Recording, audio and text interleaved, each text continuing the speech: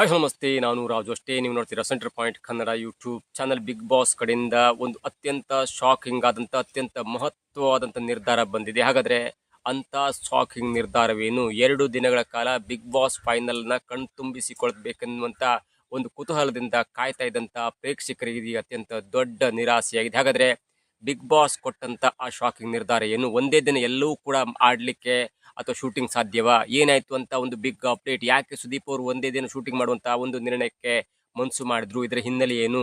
ಇವೆಲ್ಲವನ್ನ ನೋಡೋಣದಕ್ಕೆ ನಮ್ಮ ಇಲ್ಲಿ ತನಕ ನಮ್ಮ ಚಾನಲ್ನ ಸಬ್ಸ್ಕ್ರೈಬ್ ಮಾಡಿಲ್ಲ ಅಂದ್ರೆ ಈಗಲೇ ಸಬ್ಸ್ಕ್ರೈಬ್ ಮಾಡಿ, ಜೊತೆಗೆ ಕಾಮೆಂಟ್ಗಳ ಮುಖಾಂತರ ತಮ್ಮ ಅಭಿಪ್ರಾಯವನ್ನ ತಿಳಿಸಬಹುದು. ಎಸ್ ವೀಕ್ಷಕರೇ, ಬಿಗ್ ಬಾಸ್ ಸೀಸನ್ 12ರ ಫೈನಲ್ಗೆ ಕ್ಷಣಗಣನೆ ಆರಂಭವಾದಾಗ ನಾಳೆ ಮತ್ತು ನಾಡ್ದಿಂದ, ನಾಳೆ 6 ಗಂಟೆಯಿಂದ ನಾಡಿದ್ದು ಸಂಜೆ 11 ಗಂಟೆ ತನಕ ಪ್ರೇಕ್ಷಕರು ಅತ್ಯಂತ ಕುತೂಹಲದಿಂದ ಕಾಯುವಂತ ಸಂದರ್ಭ. ಸಾಟರ್ಡೆ 6ರಿಂದ 11 ಗಂಟೆ ತನಕ ಮತ್ತು ರವಿವಾರ 6ರಿಂದ 11 ಗಂಟೆ ತನಕ ಪ್ರತಿ ಸಲ ಕಾದು ಕುಳಿತಾ ಇದ್ರು.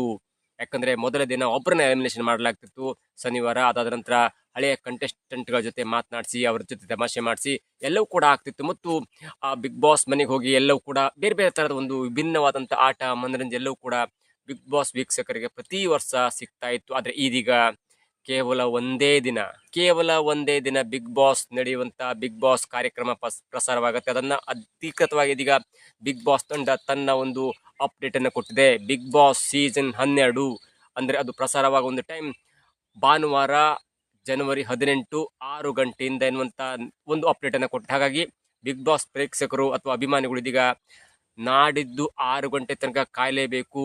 ನಾಳೆ ಯಾವುದೇ ಕಾರ್ಯಕ್ರಮ ಪ್ರಸಾರವಾಗಲ್ಲ. ಅಂದ್ರೆ ಕಾರ್ಯಕ್ರಮ ಬಿಗ್ ಬಾಸ್ ನ ನಾರ್ಮಲ್ ಟೆಲಿಕಾಸ್ಟ್ ಆಗುತ್ತೆ, ಬಿಟ್ಟು ಫೈನಲ್ ಸೀಸನ್ ಟೆಲಿಕಾಸ್ಟ್ ಆಗಲ್ಲ. ಅದು ನಾಡಿದ್ದು 6 ಗಂಟೆಯಿಂದ ಸುಮಾರು ನಾಡಿದ್ದು 12-12:30 ತನಕ ಟೆಲಿಕಾಸ್ಟ್ ಆಗುವಂತ ಎಲ್ಲಾ ಸಂದರ್ಭ ಕೂಡ, ಎಲ್ಲಾ ಒಂದು ಕುತೂಹಲ ಕೂಡ ಇದೆ. ಯಾಕಂದ್ರೆ ಬಿಗ್ ಬಾಸ್ ಈ ಬಾರಿ ಅತ್ಯಂತ ಸ್ಪಷ್ಟವಾಗಿ ಅಪ್ಡೇಟ್ ಮಾಡಿದೆ. ಬಿಗ್ ಬಾಸ್ ಫೈನಲ್ ಆಗುವುದು ಜನವರಿ 18 ಭಾನುವಾರ 6 ಗಂಟೆಯಿಂದ ನೇರ ಪ್ರಸಾರ, ಅಥವಾ 6 ಗಂಟೆಯಿಂದ ಪ್ರಾರಂಭ ಎನ್ನುವಂತ ಒಂದು ಅಪ್ಡೇಟ್ ಅನ್ನು ಕೊಟ್ಟಿದೆ. ಇನ್ನು ಯಾಕೆ ಬಿಗ್ ಬಾಸ್ ತಂಡ, ಬಿಗ್ ಬಾಸ್ ಕಲರ್ಸ್ ತಂಡ ಯಾಕೆ ಒಂದೇ ದಿನ ಬಿಗ್ ಬಾಸ್ ಫೈನಲ್ ಅನ್ನ ಪ್ರಸಾರ ಮಾಡುತ್ತೆ? 6 ಗಂಟೆ ಒಳಗಡೆ ಎಲ್ಲವೂ ಶೂಟಿಂಗ್ ಆಗಿ ಎಲ್ಲವೂ ಕೂಡ ಟೆಲಿಕಾಸ್ಟ್ ಆಗ್ಲಿಕ್ಕೆ ಆಗತ್ತೆ ಅನ್ನುವಂತ ಒಂದು ಕುತೂಹಲ ಕೂಡ ಜನರಲ್ಲಿ ಮನೆ ಮಾಡಿದೆ. ಮತ್ತು ಎಲ್ಲರನ್ನೂ ಕೂಡ ನಿಮ್ಗೆ ಮಾತಾಡ್ಸ್ಲಿಕ್ಕೆ ಹಳೆ ಕಂಟೆಸ್ಟೆಂಟ್ಗಳನ್ನ ಮಾತಾಡಿಸ್ಬೇಕು, ಅಥವಾ ಓಲ್ಡ್ ಕಂಟೆಸ್ಟೆಂಟ್ಗಳನ್ನ ಮಾತಾಡಿಸ್ಬೇಕು, ಮಾಜಿ ಸ್ಪರ್ಧಿಗಳನ್ನ ಮಾತಾಡಿಸ್ಬೇಕು, ಮನೆಯವ್ರನ್ನ ಮಾತಾಡಿಸ್ಬೇಕು, ಡಾನ್ಸ್ ಪ್ರೋಗ್ರಾಮ್ ಇರುತ್ತೆ, ಎಲ್ಲವೂ ಕೂಡ ಮಾಡ್ಲಿಕ್ಕೆ ಸಾಧ್ಯವೆನ್ನುವಂತ ಒಂದು ಕುತೂಹಲ ಇದೀಗ ಜನರಲ್ಲಿ ಕುತೂಹಲ ಅನೇಕ ಗೊಂದಲಗಳಿಗೆ ಕಾರಣವಾಗಿದೆ. ಅದಕ್ಕೆ ಮುಖ್ಯವಾದ ಕಾರಣ ಒಂದು ಸ್ಪಷ್ಟತೆ. ಇಲ್ಲಿ ಒಂದು ಸ್ಪಷ್ಟತೆ ಅಂದ್ರೆ ಕಲರ್ಸ್ ಕನ್ನಡ ಈಗಾಗಲೇ 6 ಗಂಟೆಯಿಂದ ಪ್ರಸಾರ ಎನ್ನುವಂತ ಒಂದು ಅಪ್ಡೇಟ್ ಅನ್ನು ಕೊಟ್ಟರೆ, ಮತ್ತೊಂದು ಕಡೆ ರವಿವಾರ 10 ಗಂಟೆಯ ತನಕ ಕೂಡ ನೀವು ವೋಟ್ ಮಾಡಬಹುದು. ಹಾಗಾಗಿ ಒಂದು ಸ್ಪಷ್ಟ ಆಗತ್ತೆ, ಶನಿವಾರ ನಡೆದ್ರೂ ಕೂಡ ಅಲ್ಲಿ ಯಾವುದೇ ಒಬ್ಬ ಸ್ಪರ್ಧಿಯನ್ನ ಬಿಗ್ ಬಾಸ್ ಮನೆಯಿಂದ ಎಲಿಮಿನೇಟ್ ಮಾಡ್ಲಿಕ್ಕೆ ಆಗಲ್ಲ. ಯಾಕಂದ್ರೆ 6 ಜನ ಸ್ಪರ್ಧಿಗಳಿದ್ದಾರೆ. ಈಗಾಗಲೇ 6 ಗಂಟೆ ತನಕ ಅಂದ್ರೆ ರವಿವಾರ ಬೆಳಿಗ್ಗೆ 10 ಗಂಟೆ ತನಕ ವೋಟಿಂಗ್ ಲೈನ್ ಕೂಡ ಓಪನ್ ಆಗಿರುತ್ತೆ. ಹಾಗಾಗಿ ಶನಿವಾರ ನೀವು ಏನೇ ಮಾಡಿದ್ರು ಕೂಡ ಆ ಫೈನಲ್ನ 6 ಕಂಟೆಸ್ಟೆಂಟ್ಗಳನ್ನ ಟಚ್ ಮಾಡ್ಲಿಕ್ಕಾಗಲ್ಲ. ನೀವು ಮಾಜಿ ಸ್ಪರ್ಧಿಗಳನ್ನ ಮಾತಾಡಿಸ್ಬೋದು, ಡಾನ್ಸ್ ಪ್ರೋಗ್ರಾಮ್ ಮಾಡ್ಬೋದು, ಆದ್ರೆ ಯಾವುದೇ ಒಂದು ಈ ಫೈನಲಿಸ್ಟ್ ಸ್ಪರ್ಧಿಗಳನ್ನ ಯಾವುದೇ ಕೊಣಕ್ಕೆ ಟಚ್ ಮಾಡ್ಲಿಕ್ಕಾಗಲ್ಲ. ಯಾಕಂದ್ರೆ ನಿಮ್ಮ ವೋಟಿಂಗ್ ಲೈನ್ ಓಪನ್ ಆಗಿರುವುದು ಭಾನುವಾರ ಬೆಳಿಗ್ಗೆ 10 ಗಂಟೆ ತನಕ ನಿಮ್ಮ ವೋಟಿಂಗ್ ಲೈನ್ ಓಪನ್ ಆಗಿರುತ್ತೆ. ಅದಾದ ನಂತರ ಲೆಕ್ಕ ಮಾಡಿ ಒಬ್ಬೊಬ್ಬರನ್ನೇ ಎಲಿಮಿನೇಟ್ ಮಾಡುವಂತ ಸಂದರ್ಭ ಇದೆ. 10 ಗಂಟೆಯ ತನಕವೂ ನೀವು ಬಿಗ್ ಬಾಸ್ ನ ಈ ಶೂಟಿಂಗ್ ಅನ್ನ ಸ್ಟಾರ್ಟ್ ಮಾಡ್ಲಿಕ್ಕಾಗಲ್ಲ. ಹಾಗಾಗಿ ಒಂದೇ ದಿನದಲ್ಲಿ ಎಲ್ಲೋ ಮುಗಿಸ್ಬಿಡು, 6 ಗಂಟೆಯಿಂದ ರಾತ್ರಿ 12:30 1 ಗಂಟೆ ತನಕ ಮುಗಿಸುವ ಅನ್ನುವಂತ ಒಂದು ನಿರ್ಧಾರಕ್ಕೆ ಇದೀಗ ಬಿಗ್ ಬಾಸ್ ಮತ್ತು ಸುದೀಪ್ ಅವರು ಬಂದಿದ್ದಾರೆ. ಅದಕ್ಕೆ ಅನೇಕ ಕಾರಣಗಳಿರ್ಬೋದು ನೋಡಿ. 6 ಗಂಟೆಗೆ ಪ್ರೋಗ್ರಾಮ್ ಶೂಟಿಂಗ್ ಸ್ಟಾರ್ಟ್ ಆದ್ರೂ ಕೂಡ 6 ಗಂಟೆ ಸ್ಟಾರ್ಟ್ ಆಗಿ ಅದನ್ನ ಧ್ರುವಂತವ್ರನ್ನ ಮಾತಾಡಿಸ್ಬೋದು, ಒಂದು ಅರ್ಧ ಗಂಟೆ ಮಾತಾಡಿಸ್ಬೋದು. ಅದ ನಂತರ ಒಬ್ಬೊಬ್ಬರನ್ನೇ ಎಲಿಮಿನೇಟ್ ಮಾಡುವಂತವ್ರ ಮನೆಯವ್ರು ಮಾತಾಡಿಸುವಂತ ಎಲ್ಲವೂ ಕೂಡ ಆಗುತ್ತೆ.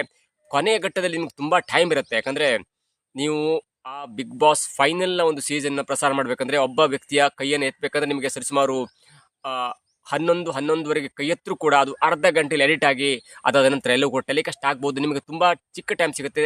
ಅಂದ್ರೆ ರವಿವಾರ 10 ಗಂಟೆಗೆ ಶೂಟಿಂಗ್ ಸ್ಟಾರ್ಟ್ ಆದ್ರೂ ಕೂಡ ಅರ್ಧ ಗಂಟೆ ಧ್ರುವಂತವ್ರಿಗೆ ಮಾತಾಡಿಸ್ಬೇಕು, ಅರ್ಧ ಗಂಟೆ ಬೇರೆ ಬೇರೆ ಸ್ಪರ್ಧಿಗಳು ಮಾತಾಡಿಸ್ಬೇಕು, ಮನೆಯವ್ರಿಗೆ ಮಾತಾಡಿಸ್ಬೇಕು, ಬೇರೆ ಮಾತಾಡಿಸ್ಬೇಕು, 3-4 ಬ್ರೇಕ್ ತೆಗೆದುಕೊಳ್ಬೇಕಾಗುತ್ತೆ. ಒಂದು ವೇಳೆ ಅಲ್ಲಿ ಮನೆ ಒಳಗೆ ಹೋಗ್ಬೇಕು, ಒಳಗೆ ಹೋದ ನಂತರ ಆ ಸ್ಪರ್ಧಿಗಳನ್ನ ಕರ್ಕೊಂಡ್ಬರ್ಬೇಕು, ಒಬ್ಬರನ್ನ ಮೊದಲು ಎಲಿಮಿನೇಟ್ ಮಾಡಬೇಕು, ಇಬ್ಬರನ್ನ ಎಲಿಮಿನೇಟ್ ಮಾಡಬೇಕು, 3 ಸ್ಪರ್ಧಿಗಳನ್ನ ಸ್ಟೇಜ್ ಮೇಲೆ ಕರ್ಕೊಬರ್ಬೇಕು, ಅದರಲ್ಲಿ ಒಬ್ಬರನ್ನ ಸೆಕೆಂಡ್ ರನ್ನರ್ ಅಪ್ ಮಾಡಬೇಕು. ಅದಾದ ನಂತರ ಆ ಫೈನಲಿಸ್ಟ್ ಆದಂತ 2 ಸ್ಪರ್ಧಿಗಳ ಜೊತೆ ಮಾತನಾಡಬೇಕು, ಅವ್ರ ಫೈನಲ್ ಸ್ಪೀಚ್ ಕೇಳಬೇಕು, ಸೋತ್ರೆ ಹೇಗಿರುತ್ತೆ ಗೆದ್ರೆ ಹೇಗಿರುತ್ತೆ ಎಲ್ಲವೂ ಕೂಡ ಕೇಳಬೇಕು. ಮತ್ತು ಅಲ್ಲಿ ಒಂದು 2 ಗಂಟೆ ಹೋಗಬಹುದು. ಹಾಗಾಗಿ ಎಲ್ಲವೂ ಕೂಡ ಬೇಗ ಮುಗಿಸುವಂತ ಮತ್ತು ಕೆಲವೊಂದು ಡಾನ್ಸ್ಗಳನ್ನ ಸ್ಕಿಪ್ ಮಾಡುವಂತ, ಅಂದ್ರೆ ಎಡಿಟ್ ಪ್ರೋಗ್ರಾಮ್ ಆದ್ರೂ ಕೂಡ ಅದನ್ನ ಎಡಿಟ್ ಮಾಡಬೇಕು. ಯಾಕಂದ್ರೆ ನಿಮಗೆ ಪ್ರೋಗ್ರಾಮ್ ಶೂಟ್ ಮಾಡೋದು ಕಷ್ಟ ಅಲ್ಲ, ಆದ್ರೆ ಅದನ್ನ ಎಡಿಟ್ ಮಾಡ್ಬೇಕಲ್ಲ, ಅದು ತುಂಬಾ ಕಷ್ಟ ಆಗುತ್ತೆ. ನೀವು ಅರ್ಧ ಗಂಟೆ ಎಪಿಸೋಡನ್ನ ಟೆಲಿಕಾಸ್ಟ್ ಮಾಡಬೇಕಂದ್ರೆ ಸರಿಸುಮಾರು 2 ರಿಂದ 3 ಗಂಟೆಗಳ ಕಾಲ ಸತತ ಪ್ರಯತ್ನ ಇರುತ್ತೆ. 3 ಗಂಟೆಗಳ ಕಾಲ ಪ್ರಯತ್ನ ಇರುತ್ತೆ.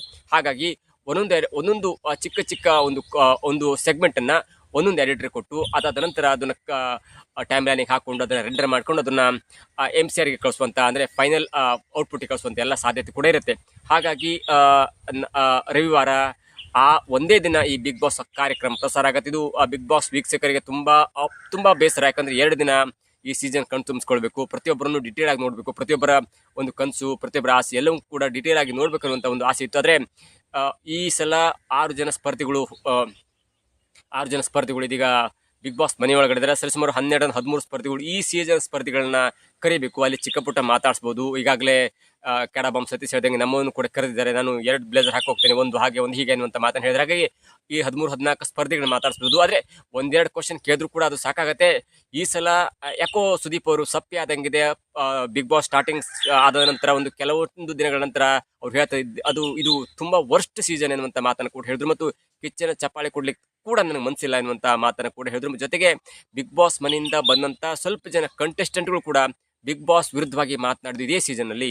ಕೆಡಬಾಂಬ್ ಸತೀಶ್ ಆಗಿರ್ಬೋದು, ಬೇರೆ ಆಗಿರ್ಬೋದು, ಅಂದ್ರೆ ಕೆಲವೊಂದು ಸ್ಪರ್ಧಿಗಳು ಈ ಬಿಗ್ ಬಾಸ್ ನಲ್ಲಿ ಕೆಲವೊಂದು ವ್ಯತಿರಿಕ್ತವಾದ ಪರಿಣಾಮ ಬೀರ್ತಿದೆ. ಅದರಲ್ಲೂ ಮುಖ್ಯವಾಗಿ ಆರ್ಯವರ್ಧನ್ ಹಳೆಯ ಸ್ಪರ್ಧಿ ಕೂಡ ಸುದೀಪ್ ಅವರ ಬಗ್ಗೆ ಕೆಟ್ಟದಾಗಿ ಮಾತನಾಡಿ ಅದಾದ ನಂತರ ಸಾರಿ ಕೇಳಿದ್ದು ಎಲ್ಲವೂ ಕೂಡ ಈ ಸೀಸನ್ ನಡುವಾಗಿ ನಡೆದಿತ್ತು. ಮತ್ತು ಕನ್ನಡ ರಕ್ಷಣಾ ವೇದಿಕೆ ಮತ್ತು ಗಿಲ್ಲಿ ಫ್ಯಾನ್ಸ್ ನಡುವೆ ಆದಂತಹ ಒಂದು ರೋಚಕ ಹಣಾಹಣಿ, ಗೊದ್ದಲ, ಕಲಹ. ಒಂದ್ ವೇಳೆ ಗಿಲ್ಲಿಯನ್ನು ಗೆಲ್ಸಿದ್ರೆ ಅವ್ರಿಗೆ ಬೇಜಾರಾಗುತ್ತೆ, ಒಂದ್ ವೇಳೆ ಅಶ್ವಿನಿ ಅವರನ್ನು ಗೆಲ್ಲಿಸಲೇಬೇಕಿರುವಂತ ಪಣಕ್ಕೆ ಏನಾದ್ರು ಕನ್ನಡ ಬಂದಿದ್ರೆ ಅದು ಸುದೀಪ್ ಅವರಿಗೆ ಅತ್ಯಂತ ಬೇಸರ. ಯಾಕಂದ್ರೆ ಈಗಾಗಲೇ ಗಿಲ್ಲಿ ಎನ್ನುವಂತ ನಟ ತನ್ನ ಪ್ರಭಾವವನ್ನು ಯಾವ ರೀತಿ ಬೀರಿದ್ದಾನೆ ಅನ್ನೋದು ಕೂಡ ಎಲ್ಲರಿಗೂ ಗೊತ್ತಿದೆ. ಆದ್ರೆ ಇವೆಲ್ಲವೂ ಕೂಡ ಬೇಸರ. ಅಂದ್ರೆ ಎಲ್ಲೋ ಒಂದ್ ಕಡೆ ಸುದೀಪ್ ಅವರು ಈ ಸಲ ಒಂದೇ ದಿನಕ್ಕೆ ಸೀಮಿತ ಮಾಡಿ ಎಲ್ಲೂ ಕೂಡ ಈ ಸುಮ್ಮನೆ ಈ ಬೇರೆ ಕಡೆ ಲೀಕ್ ಆಗುವಂಥ ವಿಷಯ ಆಗಿರ್ಬೋದು, ಬೇರೆ ವಿಷಯ ಹರಿದಾಡೋದು ಎಲ್ಲೂ ಕೂಡ ತಣ್ಣಗಾಗಿಸಬೇಕು ಎನ್ನುವಂಥ ನಿಟ್ಟಿನಲ್ಲಿ ಈಗ ಸುದೀಪ್ ಅವರು ಒಂದೇ ದಿನಕ್ಕೆ ಶೂಟಿಂಗ್ ಅನ್ನ ಸೀಮಿತ ಮಾಡಿದರೆ, ಮತ್ತು ಆ ಒಂದು ದಿನ TRP ಎಷ್ಟು ಬರುತ್ತೆ ಎಲ್ಲವೂ ಕೂಡ ಕೌಂಟ್ ಆಗ್ಬೋದು.